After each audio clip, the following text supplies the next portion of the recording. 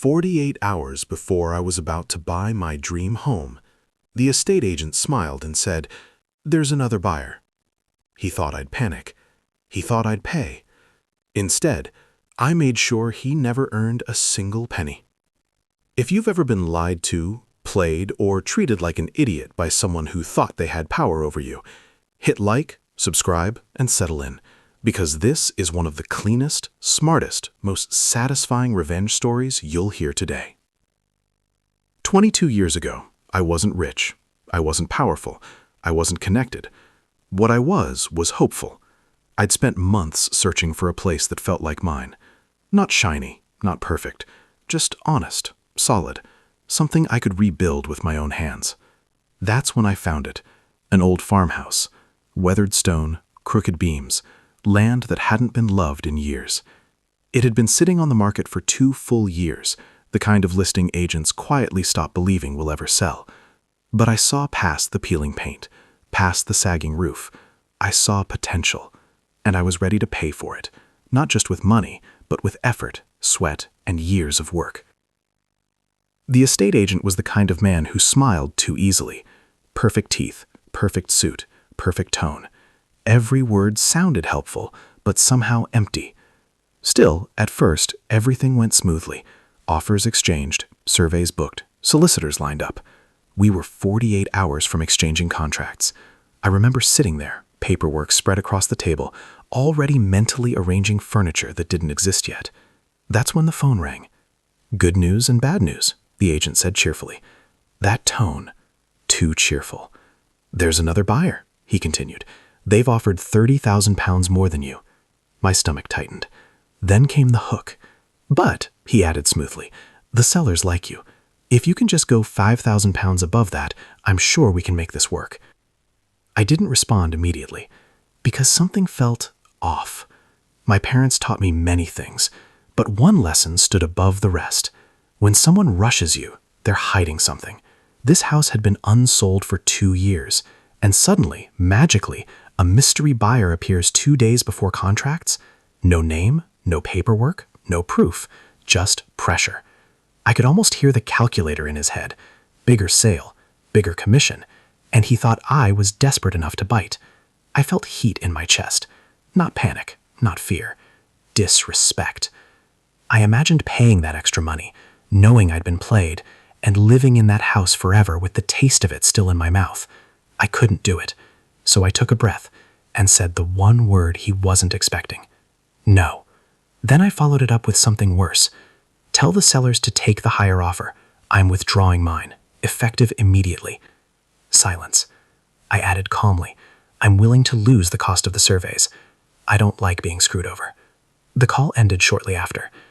I often wish I could have been a fly on the wall during the next conversation, the agent explaining why the only serious buyer had vanished, explaining why, after 2 years of nothing, the house was suddenly back to zero.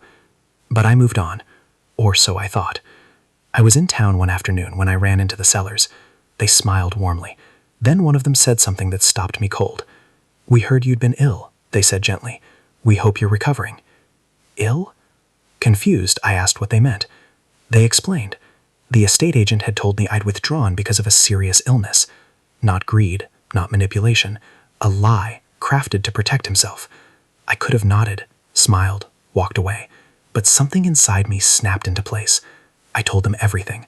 About the fake buyer, about the pressure, about the attempt to squeeze £35,000 out of me. Their expressions changed in real time. Confusion, anger, betrayal. They trusted him, and he'd used all of us. We talked, longer than planned. They admitted the house was still unsold. No miracle buyer, no higher offer, just silence. I still had all the surveys, all the paperwork. And then one of them said it. "What if we sold to you privately? No agent, no commission, no games, just fairness." That's exactly what we did. Solicitors handled the legal side. The house came off the market quietly. No announcements, no drama. Just one missing man, the agent. I got my house. They got a fair price. And the man who tried to squeeze greed out of thin air, he got nothing, not a penny. I sometimes imagine him checking listings, seeing the property gone. No sale sign, no commission. Just a quiet, permanent reminder.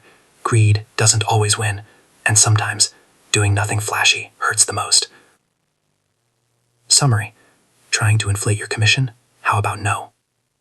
I'm not sure if this fits here, but a friend suggested that you all might get a laugh out of this. About 22 years ago, I was buying an old farmhouse and land that had been on the market for 2 years. I liked what I saw, knew there was going to be a ton of work to make it habitable, but I was willing to put the time and money into it. Contacted their agent, and everything was going swimmingly. 48 hours from exchanging contracts, and what do you know? A new buyer has offered £30,000 over my offer. But the sellers like me, so if I can go £5,000 above that, the agent is sure I will be able to get the house.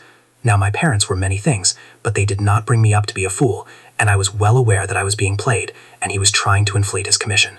I simply told the estate agent to advise the sellers to take the increased bid, and to make it easier, I was withdrawing my offer immediately. I was willing to take the financial loss of all the surveys, etc., because I don't like being screwed over by anyone. I wish I was a fly on the wall to see how that conversation went. By chance, I saw the sellers in town about 3 months later, and they said that they hoped that I was recovering from my illness that had forced me to withdraw from the sale. Yes, that was genuinely the story the estate agent had come up with. Now, I could have nodded, smiled, walked away, but I decided to tell them the truth instead, that their estate agent had tried to squeeze me for an additional £35,000, and that because of his actions, the property was still for sale. Long story short, we had a chat, and they were still willing to sell to me, and since I had all the paperwork, surveys, etc. ready to go, they could pull the property from the market, and we could just get solicitors to do their bid and conduct it as a private sale. So that's what we did. I got my house, the sellers got a fair price, and the man who tried to squeeze greed out of thin air, he got nothing, not a penny. I sometimes imagine him checking listings, seeing the property gone, no sale sign, no commission, just a quiet, permanent reminder. Greed doesn't always win, and sometimes doing nothing flashy hurts the most. Was it petty? Maybe. But fairness matters, and if someone tries to profit by lying, they deserve exactly what they earn. If this story gave you that deep, quiet satisfaction, hit like, subscribe, and tell us in the comments, what's the smartest revenge you've ever seen? More stories coming soon.